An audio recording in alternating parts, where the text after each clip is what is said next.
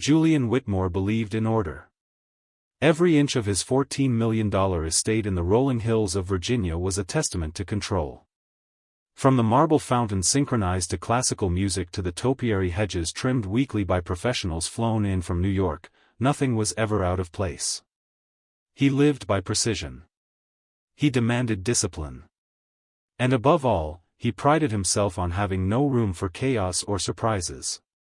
So when he glanced out of the tall bay window of his home office that afternoon, coffee in hand, expecting nothing more than the usual stillness of the manicured garden, he froze. What he saw didn't belong in his world. Out on the west lawn, just past the stone pathway and under the soft spring sunlight, his 12-year-old son Ethan was dancing. Not just clumsily moving around like a child pretending to be on TikTok, no. He was dancing with someone.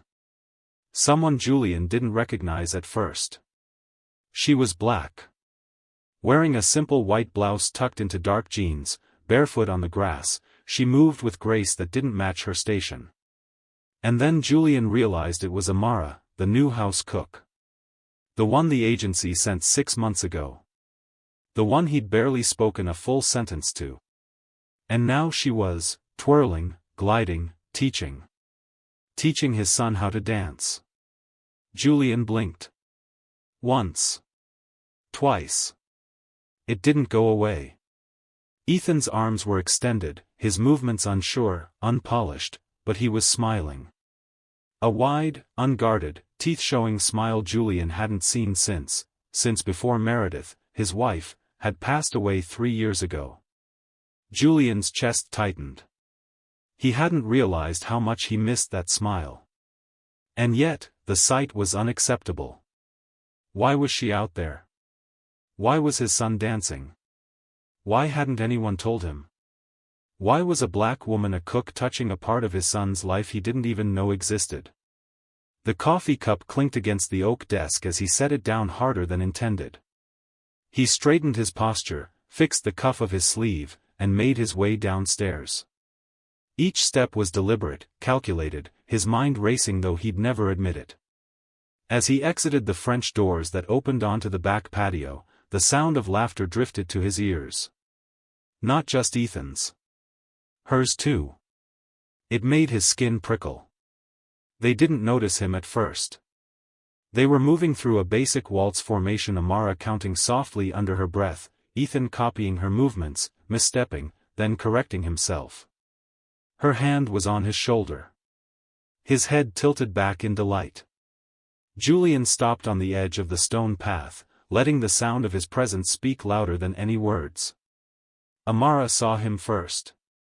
She paused mid-step, turned, and gently dropped her hands from Ethan's frame. The boy, still caught in the joy of the moment, took a second longer to notice. When he did, his expression shifted, lightness replaced by caution. "Dad," Ethan said softly. Julian didn't acknowledge him. His gaze was fixed on Amara. "What exactly is happening here?" Her voice was calm, unhurried. "We were practicing, sir." "Practicing what?" "Ballroom," she replied. "He asked me to teach him." Julian's jaw flexed. Ethan stepped forward, still barefoot on the lawn, his hair damp with sweat. "I've been watching videos," he said, almost shyly. "I wanted to learn." Amara said she used to dance. Julian's eyes narrowed. "You've been spending your afternoons learning how to dance, with the help?" Amara's face remained impassive. Ethan flinched at the word. "I'm a cook," she said simply. "But I was a dancer long before that." "And you thought it was appropriate to—" Julian stopped himself. The words felt too harsh, even for him. But the implication hung in the air: "You don't belong in this part of my family's life." Amara didn't flinch. "He needed someone," she said. "So I stepped in." There was something in her tone, not defiance, not disrespect, but firmness. As though she weren't asking for permission, but stating a fact. Julian hated it. He hated not being asked. Hated not knowing. Hated how his son's joy had come from someone outside of his control and worse, someone he didn't think twice about. He turned to Ethan, his voice clipped.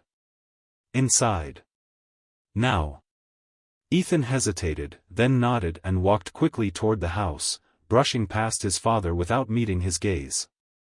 Julian waited until the boy disappeared inside, then turned back to Amara. I want a word. Alone. Amara didn't back away. She only nodded. But as she followed him back toward the house, Julian cast one more glance toward the garden. And for the briefest second, he saw Ethan through the window leaning close to whisper something to Amara before disappearing up the staircase. She smiled a subtle, private smile and Julian felt something cold settle in his gut. This wasn't over. This wasn't about dancing. And he would find out exactly what it was. Julian Whitmore sat in his home office, the screen of his custom-built workstation casting a cold glow across his face. He hadn't spoken to Ethan since their terse exchange on the lawn. The boy had retreated to his room after dinner without a word, no bedtime ritual, no goodnight hug. Just silence. It bothered Julian more than he cared to admit. He opened a new browser tab and typed. Amara Johnson background check. The results were predictable employment records, a few basic social media traces, and a clean file. No criminal record. No lawsuits. No debt collection. Just, ordinary. Too ordinary. Julian knew how the world worked. People didn't just become cooks in mansions like his unless they were hiding from something or someone. His fingers hovered, then moved with purpose. He added. Amara Johnson dance. At first, nothing significant. A few random mentions. A review on Yelp about how she used to teach dance classes at a community center in Newark. An old photo blurry of her standing in front of a ballet bar. But then he saw it. A headline buried deep in an archived article from the Chicago Tribune, dated 11 years ago. Rising star of American ballet disappears before European debut. Julian clicked. The image that loaded made him stop breathing for a moment. There she was, Amara, barely 18, her skin glowing under stage lights, dressed in a pearl-white tutu, arms arched in a flawless fifth position, one leg lifted midair like gravity meant nothing. Her face was unrecognizable in its confidence. There was no sign of the quiet, invisible house cook he saw in his kitchen every morning. This was a girl who owned the world. The article read like a profile meant for greatness. Amara Johnson, hailed as the most promising black ballerina of her generation, trained at the American Ballet Academy since age 6, set to join the Paris tour of Swan Lake, then vanished without explanation the night before the flight. No arrest. No scandal. No statement. Just gone. Julian leaned back in his chair. Why would someone with that kind of future vanish? Why had she never told anyone, least of all him? Why had he only just now realized there was something more behind those still eyes? He didn't like not knowing. He hated the unease brewing in his chest, the sense that he had been dismissing a woman based on the color of her skin and the title on her paycheck. His hand balled into a fist. This wasn't about class anymore. This was about him. And his blind spots. Julian stood and left the office, his steps brisk, controlled, but his breath just slightly off. He found her in the kitchen, cleaning the stovetop, sleeves rolled up, eyes fixed on the tile like it was a puzzle. Ms. Johnson, he said, voice low. She turned, expression unreadable. Yes, Mr. Whitmore. He pulled his phone from his pocket and held it up, the article open, the photo in full display. Care to explain this? Amara didn't speak right away. She stepped forward, looked at the screen, then at him. Her posture was calm, but there was tension behind her eyes. You've been searching for me, she said quietly. Julian folded his arms. I don't like unanswered questions in my household. Amara set the sponge down, wiped her hands on a dish towel, and leaned back against the counter. I suppose you wouldn't, she said. He didn't speak. She took a deep breath. Yes. That's me. I was a dancer. You were a prodigy, Julian corrected. She smiled bitterly. Funny thing about being a black prodigy in a white-dominated art form, Mr. Whitmore. You can rise but you're never quite allowed to belong. Julian's brow tightened. Why'd you leave? Her gaze drifted upward, as if replaying memories he couldn't begin to imagine. Because it stopped feeling like mine, she said. They loved me on stage, in the spotlight but off stage. I was a diversity win. A symbol. A marketing tool. Julian remained silent. Amara's voice softened. My fiancé. Elijah. He was a choreographer. A black man too. Brilliant. We were supposed to tour Europe together. The night before our flight, he was pulled over by police, mistaken identity, they said. They shot him. Julian's eyes widened, breath caught. Amara didn't cry. I watched them turn his death into a footnote. An investigation that went nowhere. No justice. No outrage. Just, gone. She looked him in the eye. After that, I stopped dancing. I couldn't bear the music anymore. I became someone else. Somewhere else. Julian didn't know what to say. He, the man who always had a response, who always had a plan, had nothing. And yet something inside him shifted. Slightly. Because for the first time, he saw Amara not just as the cook or the woman who made his son's lunch but as a human being carrying a depth of loss, of brilliance denied, of stories silenced. You could have done anything, he said finally. Why come here? She shrugged. I wanted quiet. Safety. I didn't expect to teach again. Julian stared at her. And my son? Amara's voice lowered. Your son doesn't smile, Mr. Whitmore. Or at least, he didn't. Until he danced. That struck deeper than it should have. She added, gently, you give him everything except the space to feel. Julian turned away, jaw tight. But he couldn't argue. Not anymore. The next evening, the dining room was quiet, too quiet. The long mahogany table, imported from Italy, gleamed under the chandelier's glow. Crystal glasses stood untouched. Silverware lined up with military precision. But none of that mattered. Julian sat at the head of the table, fingers steepled beneath his chin, eyes fixed on his son. Ethan stood at the opposite end, his hands clenched into nervous fists at his sides. He hadn't touched the grilled salmon or the roasted asparagus on his plate. His water glass remained full. Julian finally broke the silence. You've barely eaten. I'm not hungry, Ethan muttered. Julian arched a brow. Everything all right at school? Ethan looked up just briefly, then down again. I want to talk about something else. Julian gestured subtly. Go on. The boy inhaled, shoulders rising, then forced the words out in one breath. I want to compete in the State Youth Dance Invitational next month. The air shifted. Julian blinked once. Slowly. You want to what? Compete, Ethan said, firmer this time. Amara showed me the application online. We have 2 weeks left. I want to try. Julian set his fork down with deliberate slowness. Since when have you been thinking about this? For a while. And you didn't think to mention it? Ethan swallowed. I didn't think you'd approve. Julian leaned back in his chair. And why is that? A beat passed. Ethan's voice dropped. Because you don't believe in this. Not really. The accusation wasn't loud, but it echoed louder than any shout. Julian narrowed his eyes. Be careful with your words. Ethan shot back, surprising even himself. Julian exhaled, sharp and slow. Let me make something clear. Competitions are not games. They're pressure. Judgment. Expectation. And you're not. Not ready? Ethan interrupted.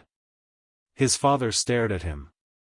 I know, Ethan said, louder now. I know I'm not polished.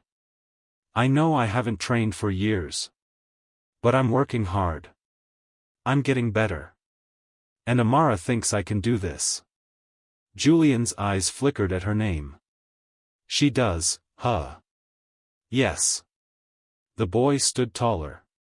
And I believe I can too. Julian leaned forward, hands flat on the table. Do you even understand what you're asking? What happens when you go on that stage and fall short? You think people won't judge you harder because of who's training you? Because of what she looks like? The silence that followed was deafening. Ethan's jaw clenched. So that's what this is about. Julian didn't answer. You don't want me dancing, because she's black. Julian's nostrils flared, voice rising involuntarily. That is not what I said. You didn't have to, Ethan said, steady and clear. It's how you look at her. How you say her name. Like she's never supposed to be more than someone who cleans up after us. Julian pushed his chair back, rising to his full height. That's enough. No, Ethan replied, unmoving. It's not. His hands trembled, but he didn't back down. I miss Mom, he whispered. I miss feeling alive. And when I dance, I feel like I'm breathing again. Julian stared at him, not just seeing the boy, but for the first time, seeing the grief that had gone unspoken for too long. The wound still bleeding beneath the surface. Ethan's voice cracked. Please, Dad. I just want to try. The room fell still. Julian turned away, staring at the fireplace mantel, the old family portrait framed in gold. Meredith's smile stared back at him.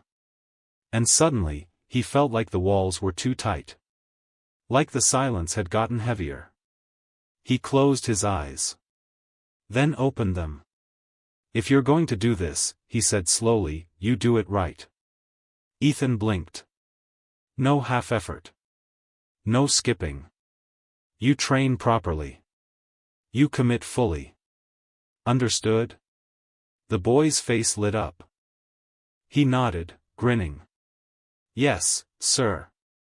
Julian tried to remain stern, but a sliver of pride cracked through. Go tell Amara, he said. She'll need to know. Ethan didn't wait. He rushed from the room, footsteps echoing with hope. Julian remained behind. Alone. The fire crackled softly in the hearth. He reached for the wine glass in front of him, paused, then pushed it away. Something deeper had been uncorked tonight. Not just a father's pride, but the beginning of a reckoning. He wasn't just letting his son dance. He was about to find out how much of his own identity had been built on silence, and who he might become if he started to listen. The morning sun slanted through the kitchen windows, casting long golden lines across the tiled floor. Julian Whitmore stood at the edge of the threshold, arms crossed, his expression unreadable. He hadn't said a word since Ethan rushed in to tell Amara the news the night before. He hadn't needed to. His presence alone, looming and silent, had said enough. Now he watched as Amara Johnson transformed. Gone was the quiet, behind-the-scenes cook. In her place stood a woman commanding space, posture precise, voice sharp, movements calculated like a conductor leading an orchestra. She wore black leggings and a simple t-shirt knotted at the waist. Her bare feet tapped out counts on the hardwood floor of the small practice room they'd cleared just off the main corridor. Ethan stood in front of her, panting. You're late on the drop, Amara said. By a full count and a half. I'm trying. Don't try. Breathe. Find the tempo. Julian flinched slightly. The tone was firm. Unapologetic. This wasn't coddling. It was training. Ethan wiped sweat from his forehead, took a deep breath, and reset his stance. Again, the music began, a low, rhythmic tango beat pulsing through the Bluetooth speakers. Amara watched intently as Ethan moved. One step forward, pivot, drop, arm sweep. It was sloppy, but better. Good, she said. Now again. No pauses. And keep your frame tight. Julian's brows lifted slightly. He wasn't sure what he'd expected. Encouraging words? Gentle praise? But no, Amara didn't believe in softness for the sake of it. She corrected, repeated, and only praised when it was earned. And Ethan responded. With every repetition, his movements sharpened.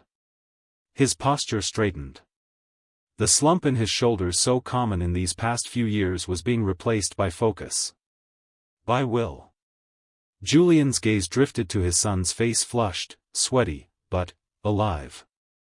Engaged in a way he hadn't seen since Meredith's funeral. He's got stamina, Amara said without turning, sensing Julian at the door. And fire, she added. But no discipline yet.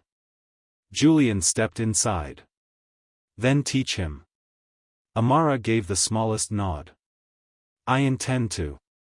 Over the next several days, their schedule became relentless. 6 a.m. warm-ups. Midday cardio. Evening drills.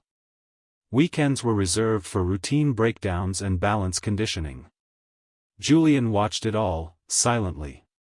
Sometimes from the hallway. Sometimes from the doorway. Never from inside the room. And yet he never missed a session. He became addicted to the transformation. Ethan, once withdrawn and quiet, now moved with purpose. He asked questions. He challenged her critiques respectfully and worked harder when she gave none. Julian began to notice subtle changes. The way Ethan walked head up. The way he spoke clearer, with more intent. Even his laugh returned. Not often. But when it did, it had weight. One night, after a particularly grueling session, Ethan collapsed on the living room rug, limbs sprawled, chest heaving. Amara handed him a bottle of cold water. You didn't quit, she said. That's good, right? Ethan asked between breaths. Amara gave a small, rare smile. That's excellent. Julian, standing nearby with a glass of bourbon untouched in his hand, said nothing. But his grip on the glass relaxed. Later, as he walked Amara to the front door, he spoke for the first time in days. You're harder on him than I expected. Amara didn't slow her step. You wanted results. Not sugarcoating. Julian paused. And if he burns out? She turned toward him, her gaze sharp but not unkind. Then it means he was chasing your approval, not his own dream. Julian bristled. I never pushed him into this. No, she agreed. But he still needed your permission. That stung more than he admitted. Amara stepped onto the porch. The evening breeze lifted the edges of her braid. Before she left, she added one more thing. Mr. Whitmore, the world will judge your son for how he dances, how he speaks, what he wears, even the color of his skin, one day. Julian stiffened. Amara continued, he needs to know how to stand tall before they try to make him shrink. And just like that, she was gone. Julian stood there for a long moment. No one had ever spoken to him like that, at least, not without losing their job. But she wasn't wrong. Ethan wasn't just learning to dance. He was learning to fight, without throwing punches. To be seen, without shouting. To exist fully, fiercely in a world that might not always welcome him. And Julian for once had nothing to add. Only to listen. 3 weeks passed. The invitational was now 10 days away. Julian's estate no longer echoed with silence but with the muted thumps of dance shoes on hardwood, the flutter of pages from choreography notebooks, and the occasional burst of Ethan's frustration when a move refused to cooperate. But tonight, there was none of that.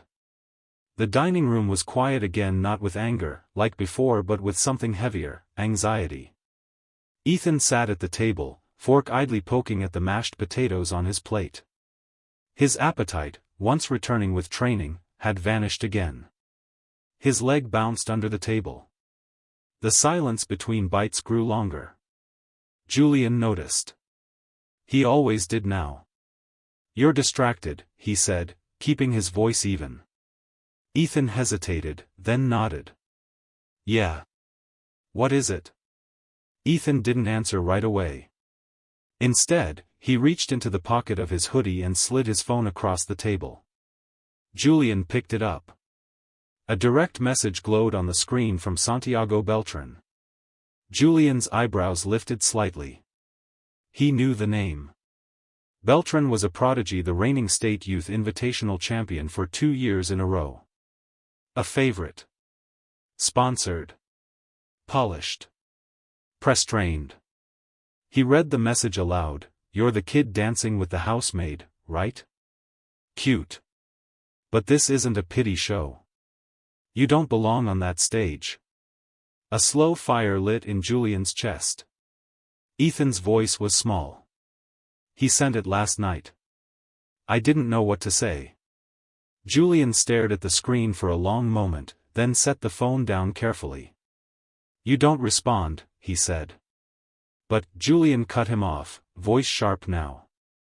"No. You don't respond. You let your dancing speak for you."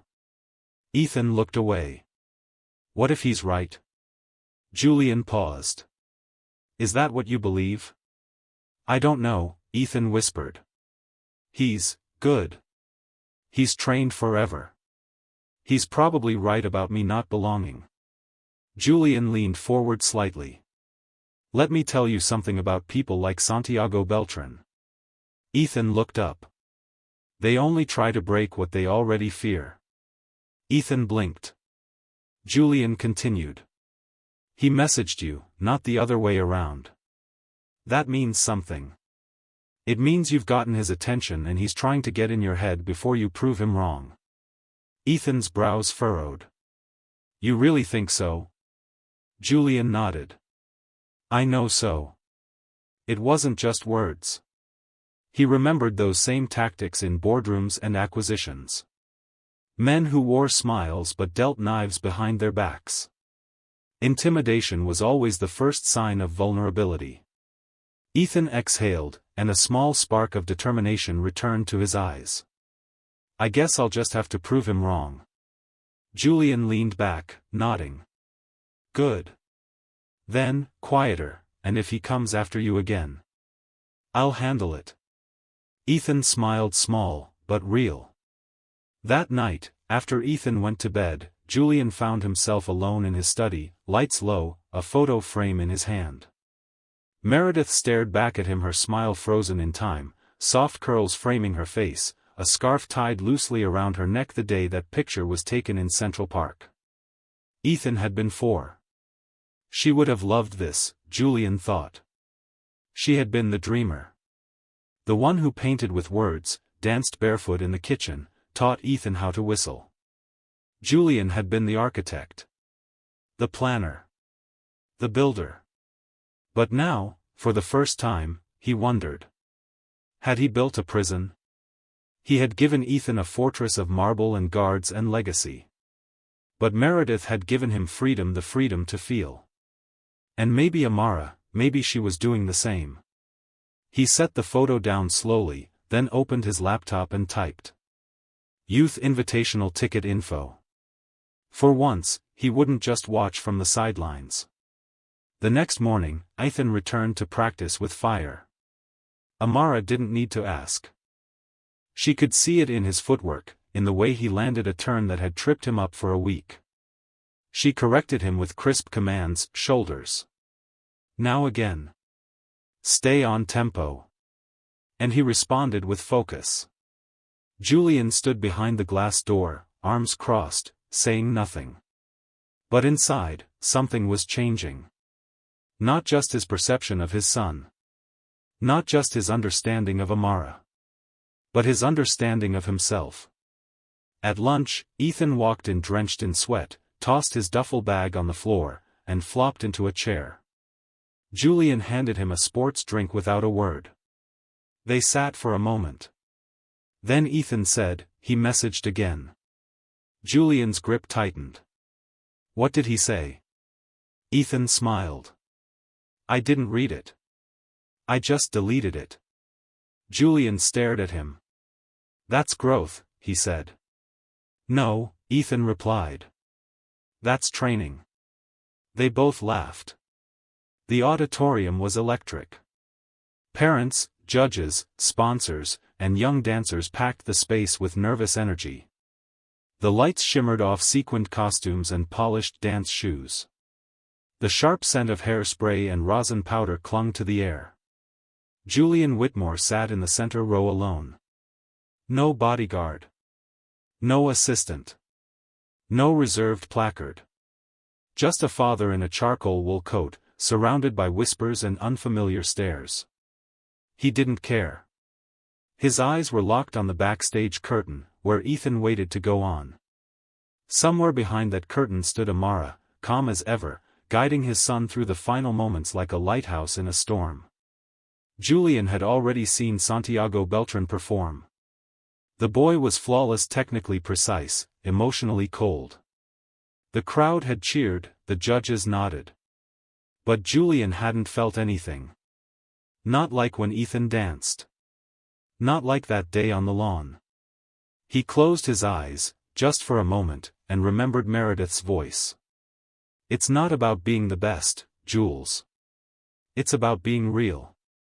The announcer's voice boomed across the hall. Next up, contestant number 17. Ethan Whitmore. The crowd applauded politely. Julian sat forward, heart thumping. The curtain parted.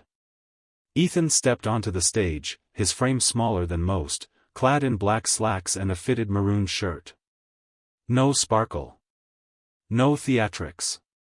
Just presence. He stood at center stage, still. The lights hit him like heat, like pressure, like a challenge. For one terrifying second, he didn't move. Julian's breath caught. Then Ethan found the music. And let go. His body flowed into motion like a story unspooling, each step filled with intent. There were stumbles, minor missteps, but they didn't matter. His eyes carried the emotion. His chest rose with power. His arms extended with honesty. He wasn't copying anyone. He was speaking. He danced as if the stage were his truth, not his trial. Backstage, Amara watched with arms folded, her face impassive but her eyes shining. When Ethan nailed the leap they'd rehearsed 100 times, the one he kept hesitating on, she whispered only one word, finally. In the audience, Julian couldn't sit still. He felt something rising in his chest, pride, yes, but also a breaking. A crack in the stone exterior he had built over years of control and status and legacy. He saw his son, truly saw him, and he didn't see a businessman's heir or a project to mold. He saw a boy becoming himself. The final note struck. Ethan landed. For a moment, the room was silent. Then applause. First tentative. Then swelling. Julian stood. He didn't think. He just stood. Clapped. Harder than he'd ever clapped for anyone. Ethan bowed, cheeks red, sweat dripping from his jawline, and when he looked out into the crowd, his eyes found one face. His father. Who was smiling. Not in triumph. Not in ownership. But in awe. Backstage, the tension turned quiet. The other dancers murmured. Judges conferred.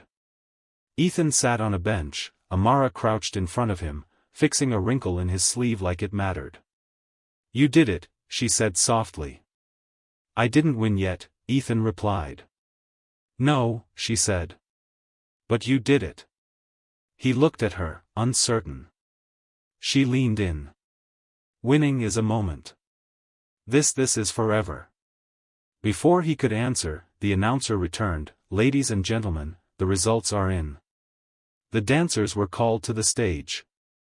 Julian sat still, his pulse in his throat. Third place. Jody Tran. Second place. Malcolm Torres. Julian blinked.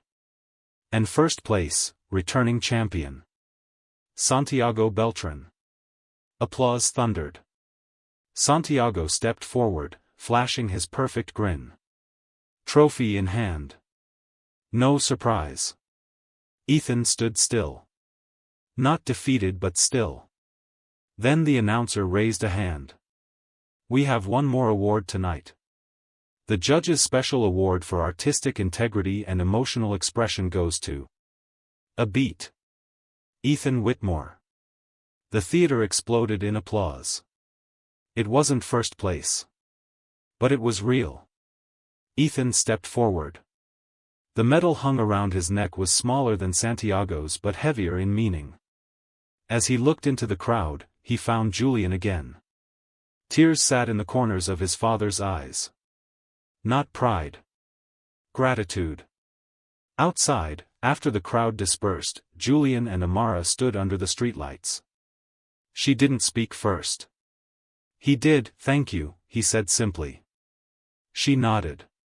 You're welcome. Julian hesitated, then added, and I'm sorry. Amara turned to face him. For what? For not seeing you.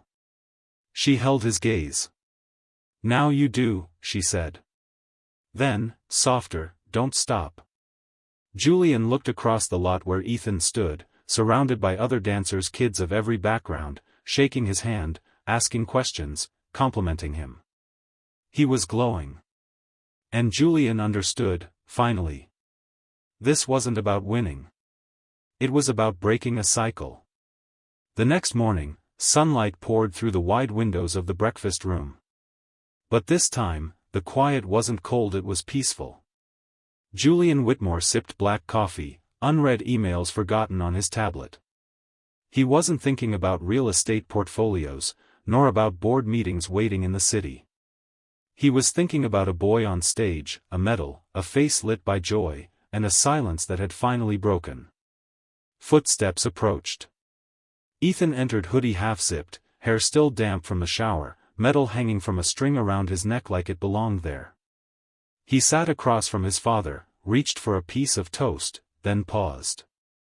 I want to keep training, he said. Julian looked up. Not surprised. Just listening. Ethan added, not for medals.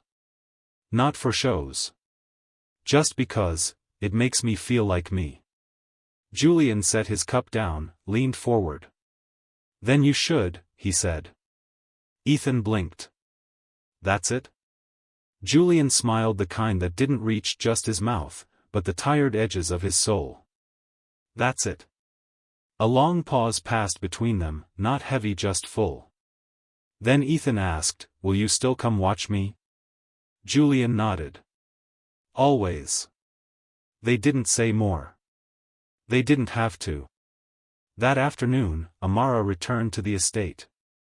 No apron. No chore list. Just her and a bag of folded notes, corrections, and ideas for next sessions. She was headed to the training room when Julian met her at the hallway. She stopped.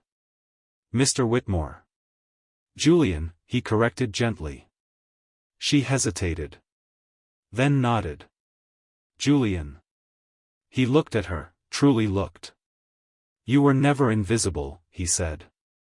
I just didn't know how to see. Amara didn't speak. She didn't need to. Would you consider staying on? Julian asked. Not as staff. As Ethan's coach. Officially. With full control of the program. Amara folded her arms. Even if the neighborhood board doesn't like it? Julian raised an eyebrow. Let them send letters. I'll frame them. She smirked. All right then.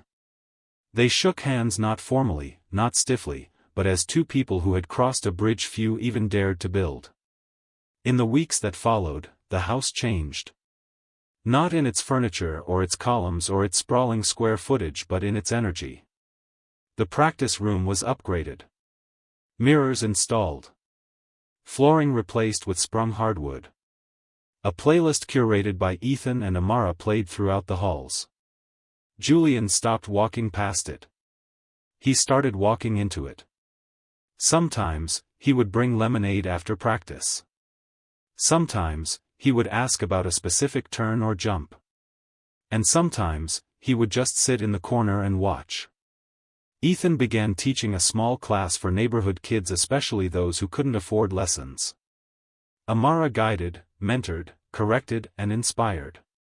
Julian found himself donating to the local community arts program anonymously. He also found himself going back to something he hadn't touched in years. His wife's journals. He read one page a night. One entry, written years ago, stood out. Jules doesn't understand yet. He builds empires. I plant seeds. One day, maybe our son will dance not because we told him to, but because he heard the music on his own. He folded the journal shut that night with tears on his fingertips. 6 months later, the community theater downtown unveiled a new mural. Painted across the wall was a silhouette, a boy mid-leap, reaching toward a light. Below it, a quote read, "Dance is how we tell the world we're still here." Beneath that, Ethan Whitmore, age 13. Student. Dancer. Teacher. And in the corner, credited as artistic director, Amara Johnson. Julian stood before the mural, surrounded by people of every background. He wore no suit that day. No Rolex. Just a coat, a cap, and pride that felt bone deep. When someone asked him, "Are you Ethan's father?" he didn't say, "Yes." He said, "I'm the student." A letter arrives at the estate, addressed to Amara Johnson, care of the Whitmore residence. It's from the American Ballet Academy. A scholarship. A teaching offer. An apology 15 years late. Amara doesn't frame the letter. She passes it to Ethan. And says, "Your stage is bigger." This story isn't just about a powerful moment, it's a wake-up call. Racism isn't always loud. Sometimes, it hides in glances, in silence, in invisible rules that divide us. But even in that silence, a single act of kindness, a hand held, can speak louder than any speech. The lesson here is bigger than a single event. It's about dignity, visibility, and the unspoken strength of choosing humanity over hierarchy. No matter who you are or where you're from, you deserve to be seen, respected, and valued.